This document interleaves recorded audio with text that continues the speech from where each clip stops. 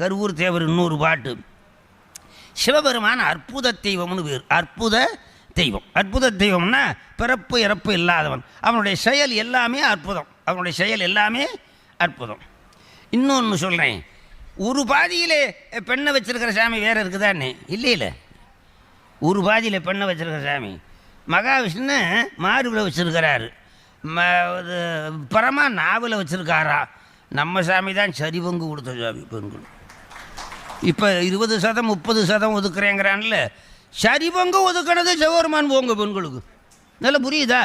சரிபாதி அர்த்தநாரி அம்மையப்பன் அடாடாடாடா. அதனாலே இந்த தெய்வத்தை அஞ்செழுத்தை ஓதி முறையாக வழிபட்டால் இந்த உலோகத்திலேயே இந்திரனை போல வாழலாமா.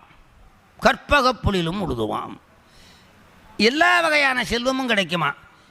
இப்போ சில பேர் தெரியாதனமாக சொல்கிறேன், சிவனை கும்பிட்டா தொடச்சி போடுவேன் அப்படின்னு சில பேர் சொல்கிறேன்.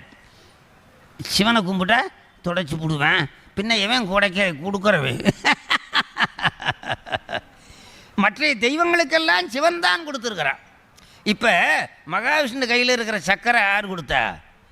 சிவபெருமான். சங்கு யார் கொடுத்தா? அவர் தான். பிரம்மாக்கிட்ட இருக்கிற அத்தனை பொருளும் எல்லா தெய்வங்களுக்கும் பதவி கொடுத்தது சிவபெருமான்.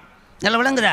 வானமேத்த யான் வைகுந்த வாழ்வு பெற்றதும் ஞான நான்முகன் சத்திய உலகம் நன்னியதும் ஏனை விண்ணவர் தத்தமது இருக்க எய்தியதும் ஆண் உயர்த்தவன் அருட்குறி அர்ச்சனை பயனால் செவ்வூசை பண்ணித்தான் அவர்களெல்லாம் தேவர்களாக ஆயிருக்கிறார்கள். நல்ல விளங்குதா?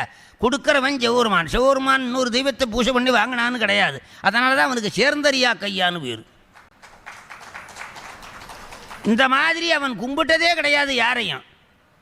கையார் வளைசலம்ப காதார் குளையாட மையார் குழல் புரள தேன்பாய வண்டொலிப்ப செய்யானை வெந்நீர் அணிந்தானை சேர்ந்தறியா கையானை எங்கும் செறிந்தானை அன்பர்க்கு மெய்யானை அல்லாதார்க்கு அல்லாத வேதியனை ஐயார் அமர்ந்தாரை பாடுதுங்கான் அம்மானாய்.